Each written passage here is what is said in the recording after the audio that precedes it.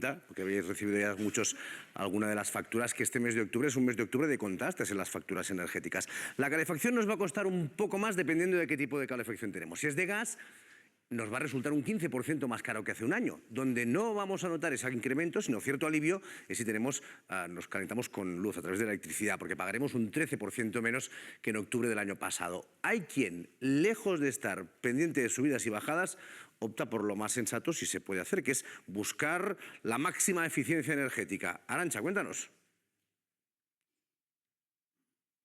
Sí, es lo que han hecho los propietarios de esta casa que os vamos a enseñar hoy. Fijaos, lo que más os va a llamar la atención, sobre todo del exterior, es que está recubierta de corcho. El corcho es un material natural que aísla muy bien y fijaos, esto es una de las cosas más importantes que tiene esta casa, este muro que mide 30 centímetros. Si pasamos al interior nos vamos a dar cuenta que es una casa de 250 metros cuadrados que está igualmente aislada en el techo y en el suelo, que hay también unos 40 centímetros de aislamiento. Se siente dentro una temperatura confort, pues la verdad que muy agradable, y esta casa solo consume, fijaos en este dato, en invierno 60 euros. Cuando casas, por ejemplo, del entorno, estamos hablando de facturas que pueden superar los 1.000 euros. ¿Cómo se consigue esto? Pues se lo vamos a preguntar a Daniel Lozano, que además del propietario es el arquitecto de esta casa. Daniel, ¿cómo estás? Oye, esto es una passive house, una casa pasiva. ¿Esto qué significa? Es una vivienda de consumo energético casi nulo. ¿Qué quiere decir eso? Que necesita muy poquita energía para funcionar. Y en estas casas, por ejemplo, hemos dicho que consume muy poco la energía, gastáis nada de la red.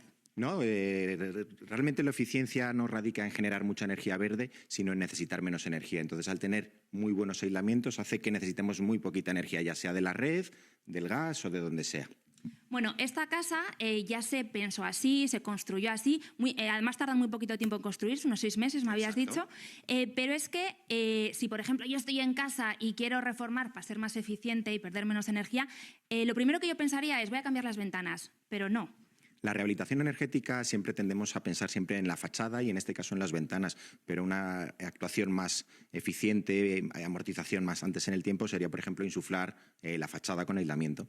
Y más barato, ¿no? Bastante más barato y la amortización en el tiempo pues se alcanzaría mucho antes. Estamos hablando además de una casa, mira, ahí ahora en el plano que se está viendo se ve muy bien ese aislamiento que comentábamos, ¿no? De esos 30 centímetros. Es una casa de planta baja que simplemente usa el sol, la energía que el sol os proporciona, nada más. Exactamente, esta casa, aparte de contar con muy buenos aislamientos y otras estrategias pasivas, cuenta con un diseño bioclimático que hace que su fuente principal de calefacción sea el sol.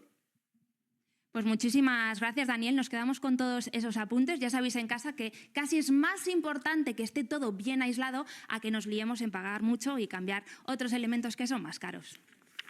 Gracias, Arantxa. Dirán ustedes, qué maravilla de casa. Vamos a la realidad de los pisos que tenemos y cómo los reformamos y lo que nos va a costar calentarnos. Vamos a poner, por ejemplo, una casa de 100 metros cuadrados de media este invierno. ¿Cuánto va a costar que la calentemos? Pues depende sobre todo del tipo de calefacción que tengamos. Si, por ejemplo, usamos gas, pagaremos 570 euros. Si usamos bomba de calor, es decir, electricidad, 496. ¿Y si usamos electricidad con un radiador eléctrico? Pues en ese caso la diferencia es abismal, 1.488 euros. Jorge Morales de Labra, muy buenos días. Buenos días, Silvia. Bueno, el gas un 15% más caro, ya sé que me vas a decir que siempre vienes a hablar de cuando la energía nos rasca el bolsillo, pero bueno, luego hablaremos de cómo podemos contenerlo. El gas, decíamos, un 15% más caro. ¿Qué es lo que va a suceder de aquí al invierno? ¿Va a seguir subiendo el precio?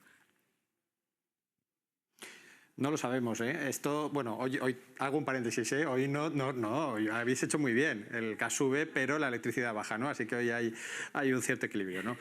Digo, no lo sabemos porque con la guerra en Oriente Próximo y con Irán, que no se sabe si entra o si sale en la guerra finalmente, pues hay mucha incertidumbre, ¿eh? Ya sabemos que el precio al final del gas depende muchísimo de lo que pase en el Golfo Pérsico, ¿eh? Y por tanto hay mucha incertidumbre ahora mismo sobre lo que hay. Sí que es verdad hay que decir una cosa, por primera vez en este invierno ya tenemos los precios libres fluctuando. Quiero recordar que desde 2021 el gas tenía un límite, no podía subir más del 15% en un trimestre, debido a todo lo que pasó con la invasión de Ucrania, ¿no?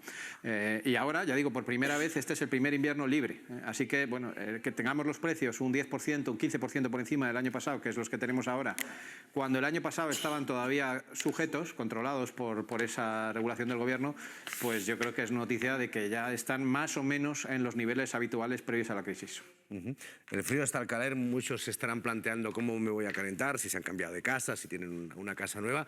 Y con los datos que ahora nos daba hace un momento Silvia, se ratifica tu apuesta clara por la bomba de calor. Así es.